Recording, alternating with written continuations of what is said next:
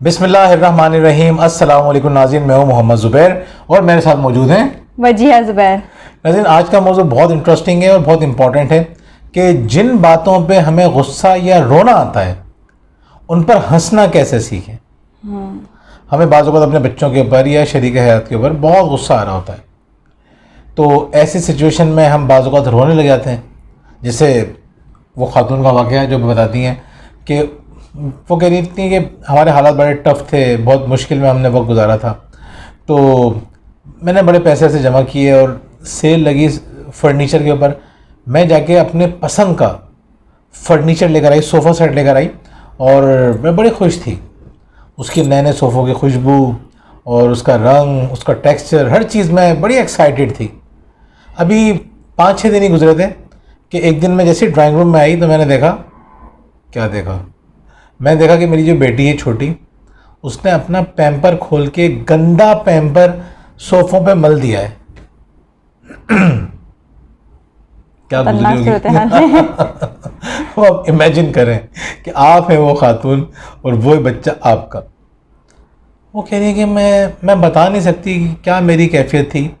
मैं इतनी अपसेट हो गई कि मैं रोना शुरू हो गई। पहले तो मैंने गुस्सा किया उस अपनी 1.5 साल बच्ची के ऊपर और फिर मैं रोना शुरू हो गई। अच्छा, पड़ोस में उनकी फ्रेंड रहती थी, वो आ गई इत्तेफाक से उसी वक्त। उन्होंने क्या हुआ, तुम इतनी परेशान क्यों लग रही हो।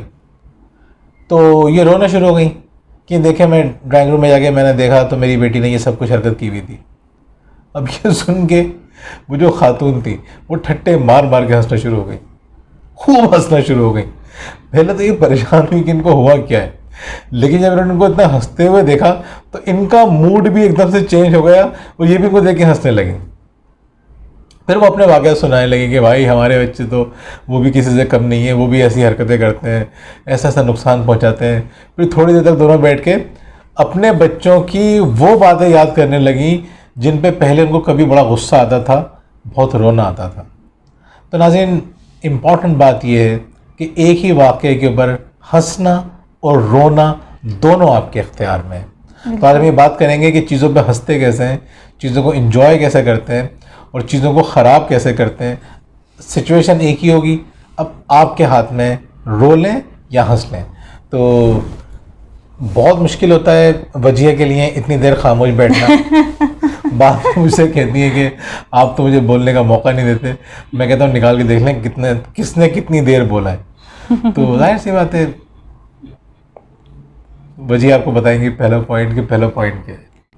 जी नाज़रीन, पहला पॉइंट यह है कि रिश्ते चीज़ों से ज़्यादा अहम हैं।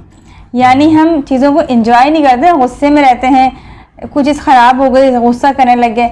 इस वजह से बच्चे तो आपसे दूर होते ही होते हैं, बहुत से रिश्ते भी आपसे दूर हो जाते हैं। बिल्कुल ऐसा ही, ख़ास तौर पर ससुराली रिश्ते। वो इसलिए कह रही हूँ कि जॉइंट फैमिली में प्रॉब्लम्स बहुत ज़्यादा होते हैं कि किसी के बच्चे की कोई चीज़, किसी ने आपके बच्चे की कोई चीज़ ख़राब कर दी, आपके बच्चे ने किसी और के बच्चे की चीज़ ख़राब कर दी।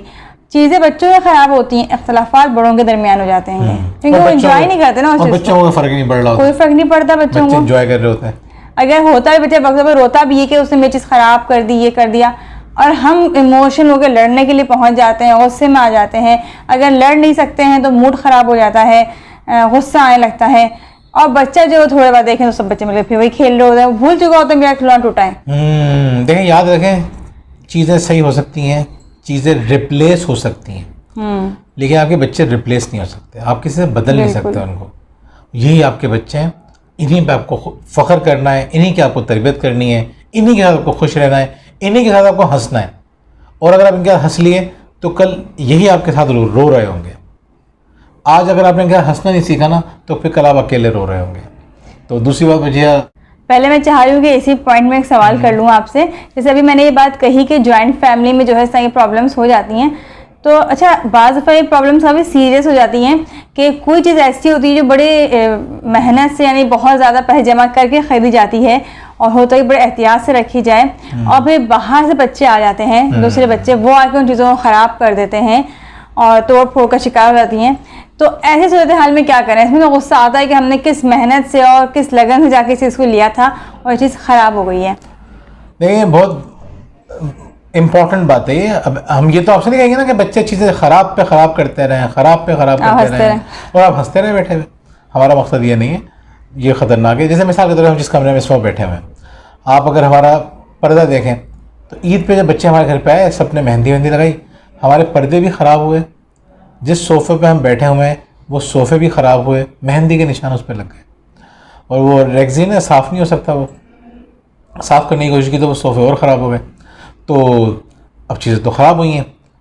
अब आप सवाल करेंगे कि इस पर गुस्सा नहीं आना चाहिए। मैं कहूँगा इस पर गुस्सा नहीं आना चाहिए। उसकी एक वजह मैं आपको बताता हूँ, बड़ी इंपॉर्टेंट है। तो ये आपको मैं एक बुज़ुर्ग का सच्चा वाक़या सुना रहा हूँ।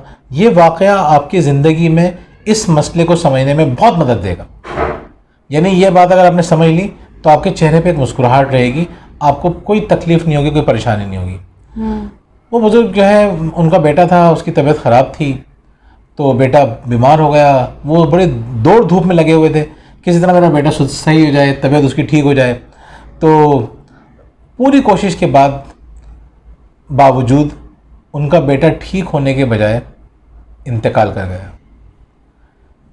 जिस वक्त उनका उस बच्चे का इंतकाल हुआ, वो बिल्कुल मुतमईन हो गए, बिल्कुल हालत सुकून में आ गए। सब लोग हैरान कि ये क्या हो गया। जब बच्चा बीमार था तो आप इतने फ़िक्रमंद नज़र आ रहे थे, इतनी दौड़ धूप कर रहे थे, इतनी कोशिश कर रहे थे। तो उन्होंने क्या जवाब दिया, कह लें उस वक्त जो चीज़ें मेरे अख्तियार में थी वो मैं कर रहा था, जो चीज़ें मेरे अख्तियार में नहीं है मैं उस वक्त कुछ नहीं कर सकता, तो मैं परेशान भी नहीं होगा उनके ऊपर। ये बड़ी इंपॉर्टेंट बात है। मैं वजह को ये समझा रहा होता हूँ कि हमें पहले प्लानिंग कर लेनी चाहिए। मिसाल के तौर पर अच्छा, आपको याद नहीं कि जब हमारे घर में जब मेहमान आए थे तो बिल्लियों के मामले में आपने क्या आपकी स्ट्रेटेजी थी?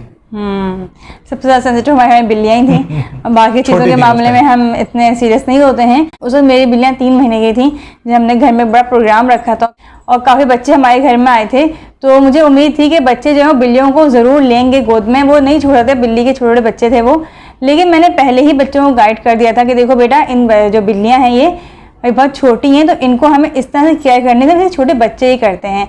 यानी आपने इसको पेट से नहीं उठाना है, आपने इसको ऊपर से यूँ करके पकड़ना है। और फिर साथ में मैंने ये भी कहा कि अगर किसी भी बच्चे ने गलत तरीके से इसको हैंडल किया और सही से नहीं लिया उसने, तो मैं किसी बच्चे को भी नहीं दूंगी।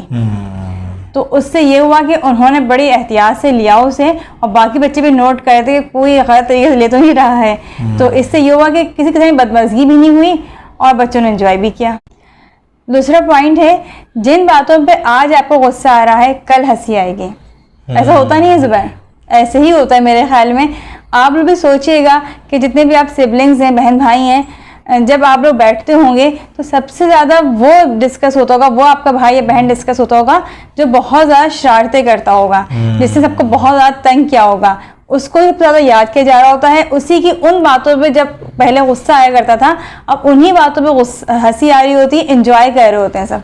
तो आपको करना क्या है, आप जब वो वाक़या हो गया ना, थोड़े से कूल डाउन, एक गहरा सा सांस लीजिए, मुस्कुराइए और सोचिए कि 1 साल गुजर चुका है और मैं बैठे हुए ये वाक़या अपने रिश्तेदारों से और बाकी लोगों से शेयर कर रही हूँ।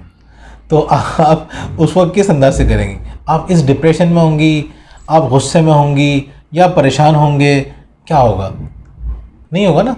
आप हंस रहे होंगे और हंस हंस के वाक़या सुना रहे होंगे। तो ये जो आपको सुनाना है बाद में, जो चीज़ आपको बाद में एंजॉय करनी है, उसको आप आज से प्रैक्टिस करना शुरू कर दीजिए। 3rd point. तीसरी बात, परफेक्ट नहीं बने बल्कि इम्परफेक्शन को एंजॉय करें। क्या कहेंगे इस बारे में आप? देखिए, परफेक्ट तो कोई भी नहीं है ना, हो ही नहीं सकता परफेक्ट कोई। कुछ गलतियाँ आपसे हो रही हैं, कुछ आपके शरीक हयात से हो रही हैं, कोई आपके बच्चों से हो रही हैं, कुछ आपके रिलेटिव से हो रही हैं। हमेशा कुछ नहीं होता। बच्चा हमेशा अच्छा बिहेव नहीं करता। ज़रूरी नहीं है कि बच्चे के हमेशा अच्छे नंबर आएँ, ज़रूरी नहीं है कि बच्चा हमेशा आपकी बात माने, ज़रूरी नहीं है कि सब कुछ ठीक हो रहा हो, ज़रूरी नहीं है आपके शरीक हयात आपकी सब बातें मान रहा हो, समझ रहा हो। यानी शौहर बाज़ों का कहते हैं कि हमारी बीवी ये बात नहीं मानती, ये बात नहीं मानती, तो बीवी अगर कहते हैं कि आप भी तो कितनी बातें नहीं मानते, आपसे भी तो कितनी गलतियाँ होती हैं। जब अल्लाह ताला के सामने दुआ मांगने बैठते हैं तो हर दफ़ा हम नहीं कहते अल्लाह हमें माफ़ कर दे, क्योंकि हमें पता है कि हम हर दिन गलतियाँ कर रहे होते हैं। तो अच्छा, अपने आप को माफ़ कर देते हैं और अपने बारे में ये एक्सपेक्ट करते हैं कि हमें माफ़ कर दिया जाए, और बच्चों को माफ़ नहीं करते या बाकी लोगों को माफ़ नहीं करते। तो आपको क्या करना है, आपको ये बात सहन में बिठा लेनी है कि परफेक्ट कुछ नहीं होता और आपको इम्परफेक्शन को इंजॉय करना है। और इम्परफेक्शन को एंजॉय करना भी चाहिए बच्चों के साथ, तो खास तौर पे जैसे अगर बच्चे ने किचन में कोई काम किया है तो माँ ने वो ही देखेगी उसने काम क्या क्या है, वो ये देखेगी कि फैलावा कितना कर दिया है। या अगर कोई काम उसने किया, कोई प्रोजेक्ट बनाया है तो उस पर खुश होने के बजाय बास माएँ कहती हैं ये इतना फैलावा कर दिया, तुमने ये चीज़ बर्बाद कर दी। वो ये देखती है कि उसने उस चीज़ को कितना यूटिलाइज किया है, कितनी क्रिएटिविटी दिखाई है, कितना सीखा है। अब ये हादिया को सफाई का शौक नहीं है लेकिन पकाने का बड़ा शौक है। अच्छा अभी इतनी सी है वो, लेकिन इतना मज़े का खाना अल्लाह ताला ने हर हाथ में जायका होता है लोगों के, हादिया के हाथ में बड़ा जायका है। तो हादिया जब खाना बनाती है बड़ा मज़े का होता है, लेकिन जो किचन में जो हशर करती है ना हर चीज़ का, यानी प्रॉपर ख़राब करती है पूरे के पूरे किचन को। तो अब हमारे पास दो ऑप्शन हो सकते हैं। हम या तो उस खाने की तारीफ़ करें, उसकी उस एफ़र्ट को अप्रिशिएट करें, या हम उस पर आते कैसे तनकीद करें कि तुमने इतना सारा ख़राब कर दिया। तो आप उसको प्यार करें, गले लगाएं, खाने की तारीफ़ करें और साथ साथ गाइड करें कि बेटा इसको साफ़ भी कर दिया करो। और उस पर ये काम मेरा ही होता है, आप तो कहते हैं चलो कर दिया कोई बात नहीं, बच्ची है तो जाहिर सी बात है बच्ची है। तो आपको क्या करना है, आपको उसको इंजॉय करना है। फैला दिया तो उसका मजाक बना दें हम कि जो चीज़ें बच्ची ने फैलाई हैं, जो चीज़ें ख़राब की हैं, उनको मजाक में लाइट मूड में, तंज नहीं कह रहा हूँ मैं, तंज और मिज़ाह में फ़र्क है। अब मिज़ाह होना चाहिए ज़िंदगी में, तंज नहीं होना चाहिए। बड़े मज़ाहिया अंदाज में, हल्के फुल्के अंदाज में, जो वो बुरा फील ना करे, आप उसको एंजॉय करें और उसको गाइड भी करें। बिल्कुल। चौथी और आखिरी बात, एक गुस्से में हो तो दूसरा हरगिज़ गुस्सा ना करें। देखिए हमारा इसमें आज का टॉपिक ये है कि हंसे कैसे, जिन बातों पर गुस्सा आ रहा है, जिन पे रोना आ रहा है, हम यहाँ पे आपको कोई लेक्चर नहीं दे रहे, हम आपको सिर्फ वो पॉइंट बता रहे हैं कि जिससे आप ये समझ सकें कि इसको कैसे करना है। चौथा और आखिरी पॉइंट, एक गुस्से में हो तो दूसरा गुस्सा ना करें। देखिए घर का माहौल कितना ख़राब हो जाएगा कि अगर माँ गुस्सा कर रही है, माँ मुझसे बोल रही है बच्चे को तुमने ये गलत कर दिया, तुम्हें ये नहीं करना चाहिए था, माँ गुस्से में है, और अगर बाप भी आगे से आके इसी तरह से गुस्सा करना शुरू कर दे तो बच्चा कहाँ खड़ा होगा। अपने ऊपर रख के सोचें, आपसे कोई गलती हो जाए, आपके हस्बैंड आपको सुनाना शुरू कर दें, साथ साथ आपके ससुराल के जो बाकी रिश्ते हैं वो भी आपको सुनाना शुरू कर दें, तो आपको कैसा फील होगा। यही सूरत हाल बच्चे के साथ है। अब करना क्या है आपको, अब इनको गुस्सा आ रहा होता है तो मैं क्या करता हूँ, या तो मैं चुप रहता हूँ, या मैं हादिया को, हरमीन को, अली को आंख मार देता हूँ कि कोई बात नहीं। तो फिर मैं हल्का फुल्का डांट भी दूंगा, आंख मारने का हल्का डांट दूंगा कि क्यों करते हो तुम लोग, अपनी माओ की बात नहीं मानते, बेचारी हर वक्त लगी रहती हैं, तुम लोगों को एहसास नहीं है। अच्छा बच्चों को पता है कि मजाक चल रहा है। अब इनकी डांट का कोई फ़ायदा नहीं है। अब इसका मतलब ये इतना डांटती हूँ, समझाती हूँ, तो उसका तो कोई फ़ायदा नहीं हुआ डांट डपट का। फिर तो डांट डपट का कभी कोई फ़ायदा हुआ भी नहीं है। हाँ, आप देख चुके हैं पहले भी जितनी दफ़ा भी हमने डांट डपट की होती है बच्चों पे, उसका फ़ायदा तो वैसे भी नहीं होता। तो कोई दिमाग इस्तेमाल करें ना, शोर शराबा करने से क्या फ़ायदा। तो एक गुस्से में हो तो आपको ये लगता है कि हिमायत लेने से ताल्लुकात मज़ीद ख़राब होंगे। मिसाल के शोहर गुस्से वाले हैं और बीवी कहे चलो मैं भी हिमायत लेती हूँ, हंसी मजाक में बच्चों को समझाती हूँ, लाइट मूड करने की कोशिश करती हूँ, तो और ख़राब हो जाएगा। आपका अपना घर है, आपको अपने घर का माहौल पता है कि कहाँ पे किस तरह से रिस्पॉन्ड करना है। आपको लगता है कि अगर आप खामोश रहेंगे तो आपकी शरीकियत को और गुस्सा आएगा कि देखें मुझे, मैं समझा रहा हूँ और ये बीच में कुछ बोल ही नहीं रही है। या उनको लगता है कि आपने हिमायत की तो बुरा लगेगा, तो आपने भी डांटना तो शुरू किया लेकिन आपने आँख मार दी। तो या आपने ऐसे मुस्कुरा के साइड में लगे समझा दिया, हल्का ऐसा इशारा कर दिया कि बच्चे समझ गए कि और उनकी शख्सियत पे इस डांट डपट का असर ना हो। अब ये कि इस जो अब्बा भी डांट रहे हैं या अम्मा डांट रही हैं, तो वो जो डांट का असर पड़ता है बच्चों के ऊपर, जो खौफ उनके अंदर आता है, वो उस तरह से नहीं आएगा, उसका असर खुद ब खुद ज़ाहिर हो जाएगा। तो इन बातों पर अमल कीजिए, खुश रहिए। खुशी पेरेंटिंग का बुनियादी उसूल है, जितना आप खुश हैं उतने अच्छे पेरेंट्स हैं। बहुत बहुत शुक्रिया। फिर मुलाकात होगी इंशाल्लाह। अल्लाह हाफ़िज़। अल्लाह हाफ़िज़।